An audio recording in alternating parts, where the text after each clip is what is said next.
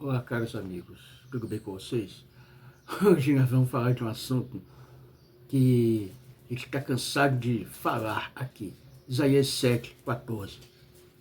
Vamos fazer um react diante de alguns professores, alguns que dizem que conhecem e falam que os judeus estão errados na visão de falar sobre Isaías 7:14, alma. Professores que não querem largar sua idolatria e ainda querem achar que Rabino está errado. Quer saber o que vamos falar? Vem conosco.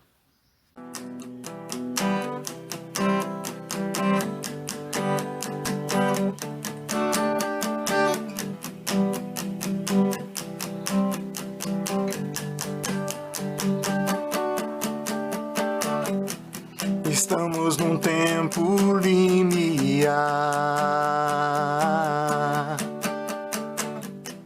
a revelação do grande rei,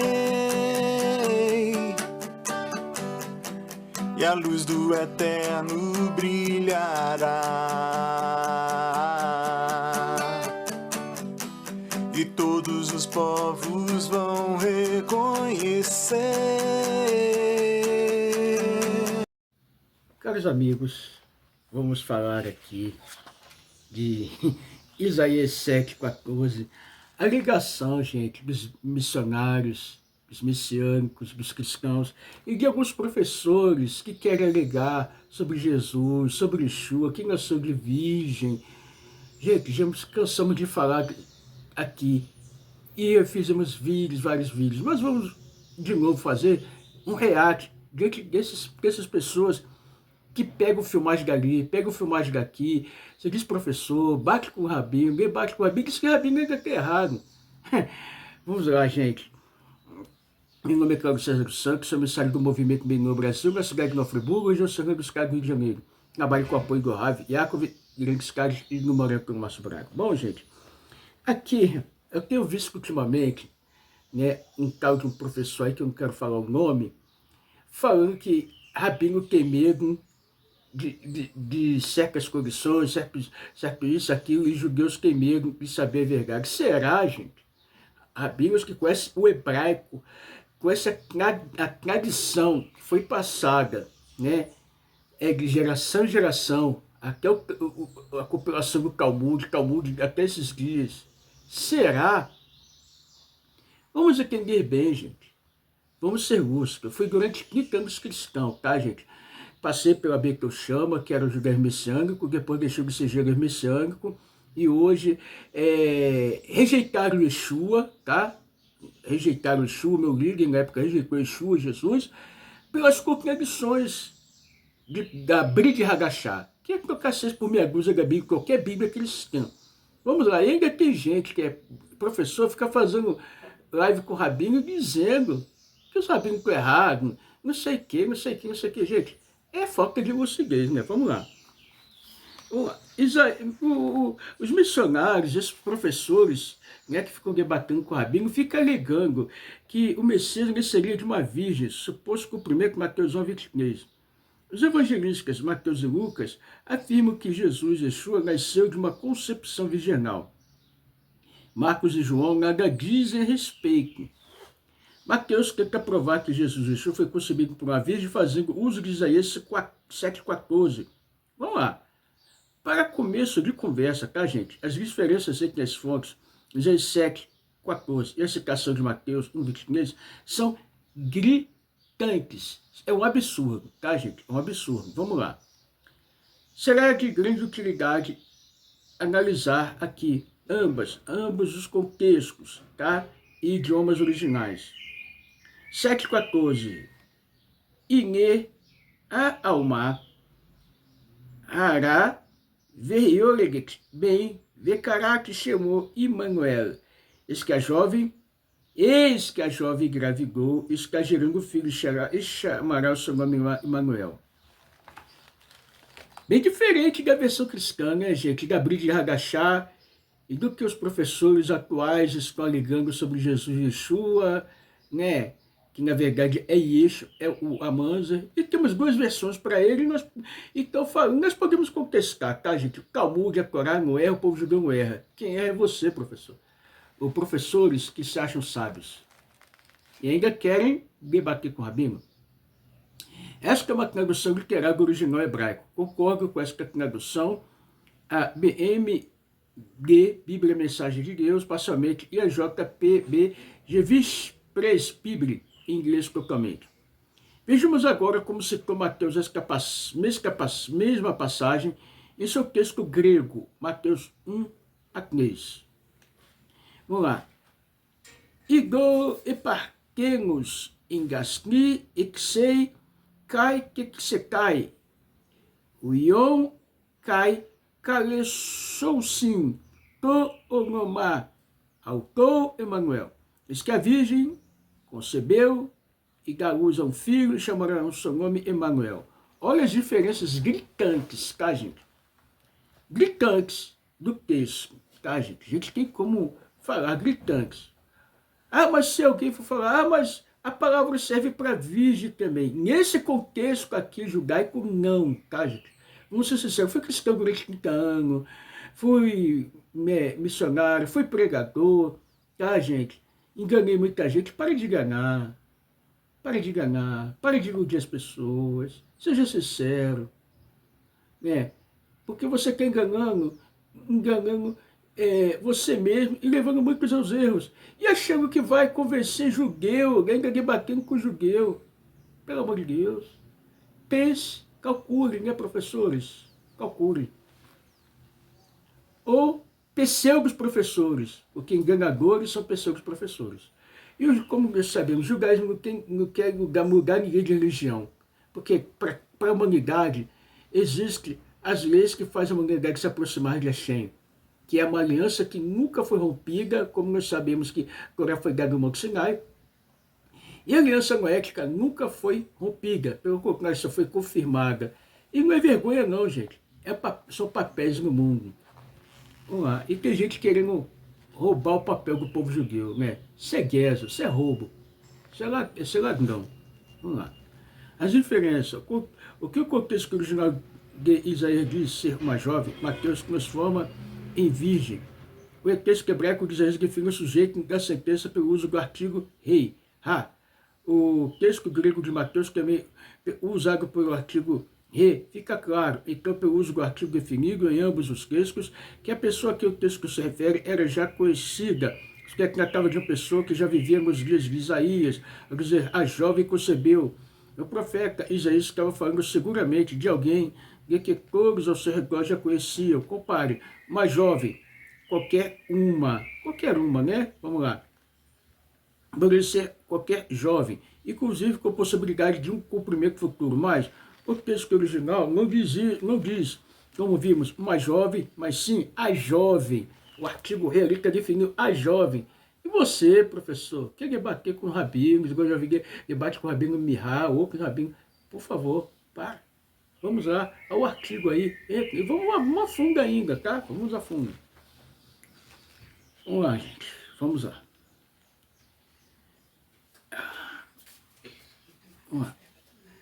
Uma jovem qualquer, como nós falamos, poderia ser qualquer jovem, inclusive com possibilidade de cumprir o futuro, mas o texto não diz como vimos uma jovem, mas sim a jovem. Era alguém de que todos conheciam, uma jovem particular com cumprimento imediato para aquela situação. Isaías usa o completo no tempo verbal hebraico, normalmente traduzido como passado, ou quando muito presente, o profeta dizer, Ine, Alma, eis que a jovem engravidou, demonstra que a ação do verbo já se cumpriu o seu próprio tempo. Olha a ação do verbo. Convém notar que aqui Isaías usa uma construção comum, inclusive empregando o particípio presente. E Yoreget está gerando, entendido por alguns como um gerúndio simples. Caso o profeta questionasse algum cumprimento futuro, como quer o cristianismo, ele teria dito, verá uma verolidade bem. E a jovem conceberá dar à luz um filho. Observamos, gente, que o que está sendo colocado aqui É que o verbo já está na acontecimento naqueles dias, não está para o futuro. E tem gente querendo picotar dali, picotar daqui, porque não consegue se desvencilhar do seu ídolo, da sua idolatria, da sua mentira. Aí fica picotando pedaço daqui, pegando vídeo de rabino dali, picotando daqui, fazendo montagem dali de cá. Gente, por favor, noção. Isso daí é falta de ética, falta de noção espiritual, né? E querer fama, status, debater com o rabino, isso daí é querer fama, status, né, gente? Vamos lá, né? Graças a Deus fui livre disso daí, não preciso de nada, fui livre dessa invenção do cristianismo, do messianismo, porque não existe judaísmo messiânico, o cristianismo também é uma invenção, né? Uma invenção, né? E até mesmo no livro dos cristãos, os cristãos só foram chamados de cristãos lá na frente, ó, depois de muito tempo, em Antioquia. Então, por favor, parem. Pare, judaísmo nazareno não existe, vamos parar, não existe judaísmo e judaísmo. Não queiram fazer a sua moda, vamos embora. Vamos lá. Porém, não é isso que temos nessa famosíssima passagem, a profecia de Isaías 7,14, o cumprimento literal é apenas o cumprimento, pois o uso do artigo pelo profeta impede um segundo cumprimento, frustrando assim os objetivos dos defensores do tal, nascimento virginal. Não tem dois cumprimentos, é um só, meu amigo. Tá? O uso do artigo já fala, é um só, não tem como. Porque a profecia só pode ter um cumprimento? Resposta óbvia para esta pergunta, que a mensagem de Isaías 7,14 era um sinal não para toda a humanidade, como imaginam os missionários, esses professores que estão por aí agora falando, debatendo com o rabino, mas apenas para o rei Acaz. Continuou o Senhor, fala com Acaz, dizendo, pede para ti, ao Senhor teu Deus, um sinal. Se que a jovem concebeu, se que gerando filhos, aí 7, 10, 14. O texto hebraico diz, e ela chamará o seu nome Emanuel, Mateus, por conta própria firme, chamará o seu nome Emanuel, deliberadamente. O evangelista adultera a palavra de Deus na tentativa de servir seus propósitos. Já diz que é a jovem mãe que chamaria seu filho de Emanuel. Mateus afirma que as pessoas é que o chamariam por seu nome. Qual é a finalidade? Era a intenção de Mateus convencer o maior número possível de pessoas, sua fé, profecia dessa forma. Ele se convenceria do fato relacionado à vida de Jesus, Yeshua e Yeshua, né? Yeshua Amanzer, o bastardo. Já haviam sido profetizados nas escrituras, mera fraude piedosa.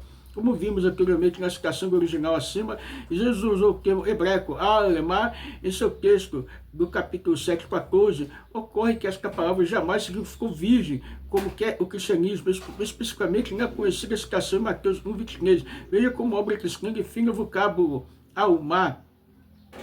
Mulher jovem, dicionário hebraico, português, aramaico, português, sinodal, vozes, página 181. Como pode perceber, o termo alma refere-se não tecnicamente a uma virgem, mas sim uma mulher, uma jovem mulher, e idade de se casar, pois o hebraico tem uma palavra específica para descrever uma virgem. Esta é betulá. Porque Isaías usa o termo jovem e não virgem? Pelo simples fato de que a mulher já concebeu, gente. Não pode, obviamente, ser mais chamada de virgem. Fosse essa questão do profeta, ele não queria usar Galmar, mas sim Betulá. Isaías conseguia raciocinar melhor que todos os missionários, pois não havia lógica nenhuma.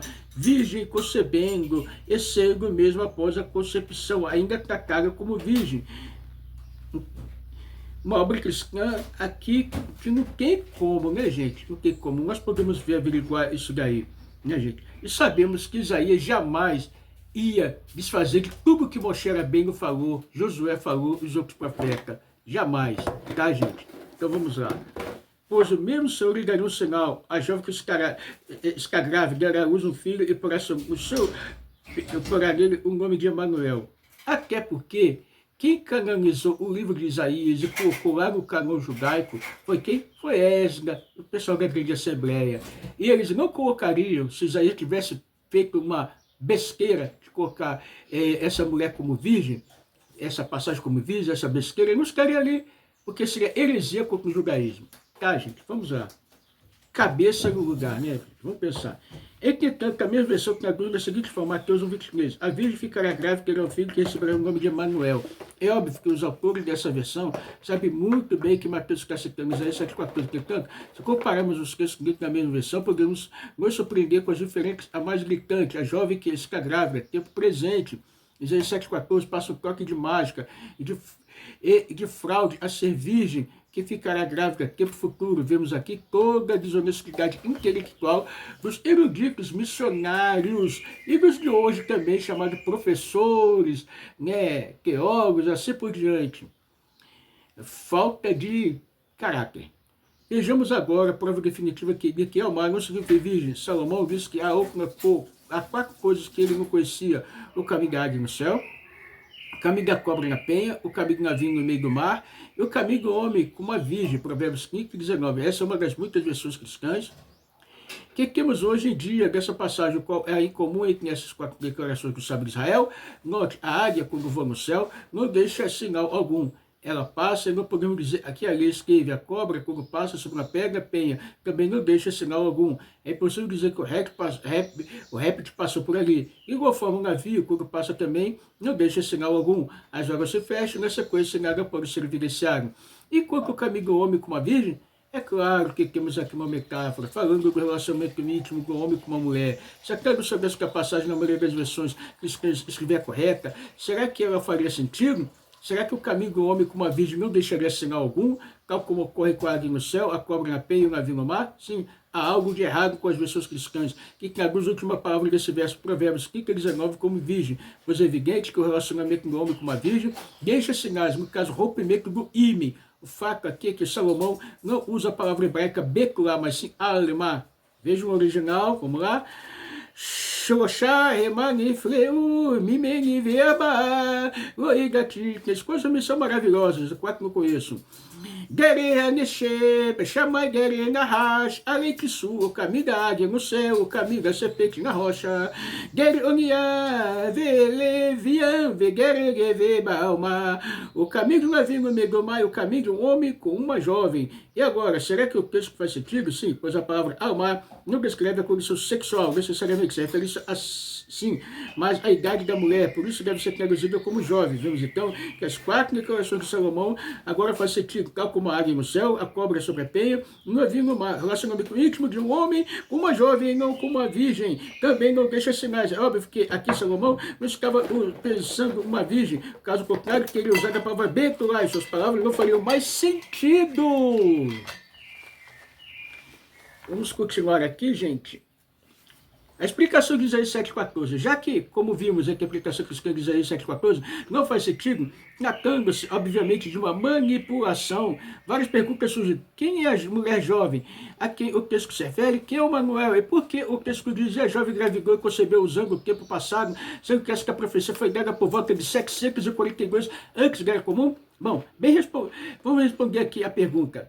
O contexto do capítulo 7 de Isaías fala acerca das pressões internacionais e das ameaças de invasão do reino de Judá, a partir da aliança entre o reino rival de Israel, a Síria, Isaías 7:1. Deus concede ao ímpio rei Acaz um sinal que faria crer na preservação de Judá. Embora o rei conhecesse bem a sua culpa, que tentasse se ocultar sob uma capa de pedágio, afirmando que não ousaria pedir ao Senhor um sinal. Isaías 7:12. Diante da recusa de Acaz, o Senhor Deus concede ao Senhor a toda a casa de Davi, dizendo, portanto, o meu Senhor vos dará o Senhor, e a jovem conceber estará gerando um filho, chamará seu nome Emanuel. Esta frase parecia estranha para Acaz, mas caso ele não soubesse de que se tratava, pois Isaías disse, a jovem não jovem, qualquer outro detalhe importante é o uso que o profeta faz do tempo passado, que em hebraico, pelo menos, é bem claro nesse texto. A jovem engravidou, o que determina uma ação já ocorrida naquele tempo, ainda que recentemente, por essas razões, evidência aponta para a jovem rainha Abiá, a esposa de Acaz. Até porque sua gravidez era um sinal para a casa de Davi. E obviamente o filho que ela estava gerando seria futuramente rei de Judá. Este filho não era outro senão o bom rei Ezequias, que por haver feito o que era reto aos olhos de Hashem, e por haver restaurado a verdadeira adoração por ter destruído o inimigo assírio, e por ser da casa de Davi, se enquadra perfeitamente no título de Emanuel, que significa Deus conosco. Segundo Crônicas, capítulos 29, Nica, rei Acaz e Abiá tiveram outro filho, outros filhos, antes de Ezequias. Segundo em Crônicas 28:1-3, o que justifica o uso que o profeta fez da palavra alemã, jovem, e não Betuar, Virgem 7:14. Tá certo aqui, gente? Pode se adulterar? Se você está mexendo nesse enquadro aqui, você adulterou e não está sendo ético. Viu, professor, professores, teólogos, missionários, por assim por diante. Tá? Qualquer coisa, estamos aqui para Café Bem no Brasil, Bem no Friburgo, está conosco. Não existe judaísmo nazareno, não existe nenhum tipo de judaísmo, a não ser judaísmo ortodoxo. Ou você caminha como Beninoa, ou como uma conversão judaica do jeito que você quiser. Mas não faça firulas. Tudo de bom, até a próxima.